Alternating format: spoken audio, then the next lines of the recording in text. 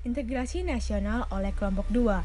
Sebelum itu, kita membahas sedikit mengenai makna Bhinneka Tunggal Ika yang memiliki arti bineka yaitu beragam, tunggal yang berarti satu, ika yaitu bersatu, yang artinya walaupun berbeda-beda tetap satu jua, yaitu semboyan negara Republik Indonesia. Lalu kita memasuki integrasi nasional. Menurut Kamus Besar Bahasa Indonesia, integrasi yaitu pembaruan hingga menjadi kesatuan utuh atau bulat, sedangkan integrasi nasional, penyatuan berbagai kelompok budaya dan sosial ke dalam kesatuan wilayah dan pembentukan suatu identitas nasional. Lalu dalam bahasa Inggris berasal dari kata national integration. Integration yaitu kesempurnaan atau keseluruhan. Sedangkan nasional bangsa sebagai bentuk persekutuan orang-orang yang berbeda latar belakangnya. Lanjut kita mengenal jenis-jenis integrasi yang terbagi menjadi 5 jenis. Yaitu pertama, integrasi bangsa. Menunjukkan proses penyatuan berbagai kelompok budaya dan sosial dalam satu wilayah dan dalam satu pembentukan identitas nasional. Kedua, integrasi wilayah menunjukkan wewenang kekuasaan nasional pusat di atas unit-unit sosial yang lebih kecil yang beranggotakan kelompok sosial budaya masyarakat tertentu. Ketiga, integrasi elit massa menunjukkan pada masalah penghubungan antara pemerintah dengan yang diperintah serta mendekatkan perbedaan mengenal aspirasi dan nilai pada kelompok elit dan massa. Keempat, integrasi nilai menunjukkan adanya konsensus terhadap nilai minimum yang dipergunakan dalam melihara tertib sosial. Kelima, integrasi tingkah laku. Perilaku integratif menunjukkan pada penciptaan tingkah laku yang terintegrasi dan yang diterima demi mencapai tujuan bersama. Dalam realitas nasional, integrasi nasional dapat dilihat dari 3 aspek, yakni dari aspek politik, lazim disebut integrasi politik. Aspek ekonomi atau integrasi ekonomi, yakni saling ketergantungan ekonomi antar daerah yang bekerja sama secara sinergi. Dan aspek sosial budaya, yakni hubungan antara suku, lapisan, dan golongan. Berdasarkan pendapat ini, integrasi nasional meliputi 1. Integrasi politik, di mana integrasi politik terdapat 2 dimensi, yaitu dimensi vertikal, menyangkut hubungan elit dan massa baik antar elit politik atau antar penguasa dan rakyat sebagai jembatan celah perbedaan dalam rangka pengembangan proses politik yang partisipatif. Kedua, yaitu dimensi horizontal, menyangkut hubungan yang berkaitan dengan masalah teritorial antar daerah, antar suku, umat beragama, dan golongan masyarakat. Kedua, integrasi ekonomi, yaitu adanya saling ketergantungan menjadikan wilayah dan orang-orang dari berbagai latar atau mengadakan kerjasama yang menguntungkan dan bersinergi. Indonesia. Ketiga, Sejuta integrasi keindahan sosial budaya meliputi beragam budaya, suku, bahasa, serta adatnya. Tak lupa pula dengan pemandangan alamnya. Hijau, rindang, sejuk, damai, dan tenang. Wahai putra bangsa Indonesia, sebagai generasi mendatang, tugas kita adalah belajar dengan giat dan bersungguh-sungguh agar kelak kita dapat membangun, membina, membantu negara kita Indonesia.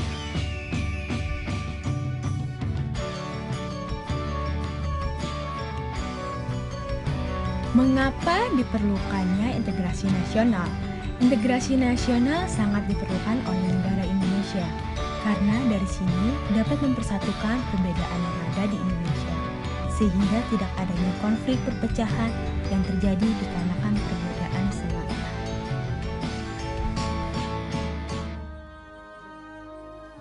Menggali sumber historis, sosiologis, dan politik integrasi nasional.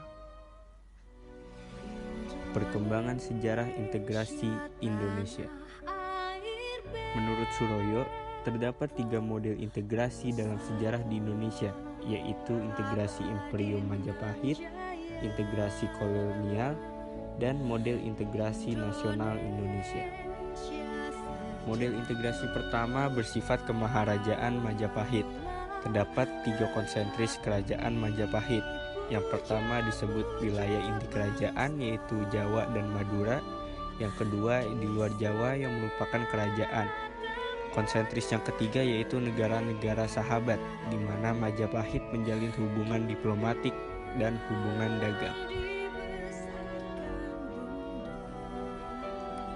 Model integrasi kedua yaitu integrasi atas wilayah Hindia Belanda yang sepenuhnya dicapai awal abad ke-20 dengan wilayah dari Sabang sampai Merauke. Pemerintah kolonial tidak mempunyai dukungan dari rakyat Indonesia. Integrasi ini tidak mampu menyatukan keragaman bangsa Indonesia, tetapi menciptakan kesetiaan tunggal pada penguasa kolonial. Yang ketiga merupakan proses berintegrasinya bangsa Indonesia sejak merdeka tahun 1945. Tujuannya membentuk kesatuan yang baru, yakni bangsa Indonesia yang merdeka dan memiliki semangat nasionalisme. Pengembangan integrasi di Indonesia. Howard Wiggins dalam Muhaimin dan Colin McAndrews tahun 1995 menyebut ada 5 pendekatan bagaimana para pemimpin politik mengembangkan integrasi bangsa. Yang pertama, adanya ancaman dari luar yang dapat menciptakan integrasi masyarakat yang akan bersatu meskipun berbeda suku, agama, dan ras ketika menghadapi musuh, yaitu ketika penjajah Belanda ingin kembali ke Indonesia. Masyarakat Indonesia akan bersatu padu untuk melawannya. Yang kedua, ada gaya politik para pemimpin bangsa yang dapat menyatukan atau mengintegrasikan masyarakat bangsa yang pemimpinnya karismatik, dicintai oleh rakyatnya, dan mempunyai jasa-jasa besar, umumnya menyatukan bangsanya yang sebelumnya tercerai-berai. Yang ketiga, ada lembaga politik yang dapat menjadi sarana pemersatu masyarakat, misalnya birokrasi. Birokrasi yang satu dan padu dapat menciptakan sistem pelayanan. Yang keempat, ada ideologi, yaitu sekelompok nilai-nilai yang diterima dan disepakati. Ideologi juga memberikan visi dan beberapa panduan bagaimana cara menuju visi atau tujuan itu.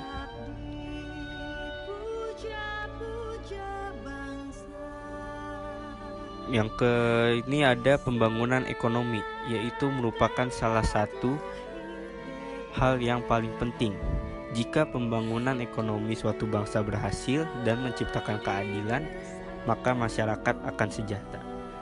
Lalu, membangun argumen tentang dinamika dan integrasi nasional. Pertama, dinamika integrasi nasional di Indonesia. Sejak kita bernegara tahun 1945, upaya membangun integrasi terus-menerus dilakukan. Banyak sekali perkembangan dari integrasi yang terjadi di Indonesia dan sejalan dengan tantangan zaman. Pertama, integrasi bangsa tanggal 15 Agustus tahun 2005 melalui Memorandum of Understanding di Fanta. Pemerintah Indonesia berhasil secara damai mengajak gerakan Aceh Merdeka untuk kembali bergabung dan setia memegang teguh kedaulatan bersama Negara Kesatuan Republik Indonesia. Yang kedua, integrasi wilayah melalui Deklarasi Juanda tanggal 13 Desember 1957. Pemerintah Indonesia mengumumkan kedaulatan wilayah Indonesia, yakni lebar laut teritorial seluas 12 mil. Lalu, tantangan dalam membangun integrasi. Pertama, yaitu adanya maraknya tindakan korupsi, kolusi, nepotisme atau KKN yang dilakukan pejabat. Kedua, percobaan invasi asing yang menguasai Indonesia dari sumber daya alam ataupun lainnya. Ketiga, banyaknya tindakan kriminalitas dalam kehidupan masyarakat. Kesimpulan tentang integrasi nasional Indonesia. Dalam Kamus Besar Bahasa Indonesia, integrasi artinya pembauran hingga menjadi satu kesatuan yang bulat dan utuh. Dalam Kamus Besar Bahasa Indonesia, integrasi nasional mempunyai arti politis dan antropologis. Integrasi secara politis berarti penyatuan berbagai kelompok budaya dan sosial dalam kesatuan wilayah nasional yang membentuk suatu identitas nasional. Integrasi secara antropologis berarti proses penyesuaian di antara unsur-unsur kebudayaan yang berbeda sehingga mencapai suatu keserasian fungsi dalam kehidupan masyarakat. Faktor-faktor pendorong integrasi nasional. Pertama, faktor sejarah yang menimbulkan rasa senasib dan seperjuangan. Kedua, keinginan untuk bersatu di kalangan bangsa Indonesia sebagaimana dinyatakan dalam Sumpah Pemuda tanggal 28 Oktober 1928. Ketiga, rasa cinta tanah air di kalangan bangsa Indonesia sebagaimana dibuktikan perjuangan merebut, menegakkan, dan mengisi kemerdekaan. Keempat, rasa rela berkorban untuk kepentingan bangsa dan negara sebagaimana dibuktikan oleh banyak pahlawan bangsa yang gugur di medan perjuangan. Kelima, kesepakatan nasional dalam perwujudan proklamasi kemerdekaan, Pancasila dan Undang-Undang Dasar 1945, bendera merah putih, lagu kebangsaan Indonesia Raya, bahasa kesatuan bahasa Indonesia. Faktor-faktor penghambat integrasi nasional. Pertama, besarnya kemungkinan ancaman, tantangan, hambatan, dan gangguan yang memecahkan keutuhan, kesatuan, dan persatuan bangsa, baik yang berasal dari dalam maupun keluar negeri. Dua, masih besarnya ketimpangan dan tidak merata pembangunan dan hasil-hasil pembangunan yang menimbulkan berbagai rasa tidak puas dan keputusan di masalah sara, suku, agama, ras, dan antar golongan, gerakan separatisme dan kedarahan, demonstrasi, dan unjuk rasa. Ketiga, masyarakat Indonesia yang heterogen atau beraneka ragam dalam faktor-faktor kesukubangsaan dengan masing-masing kebudayaan daerahnya, bahasa daerah, agama yang dianut, ras, dan sebagainya.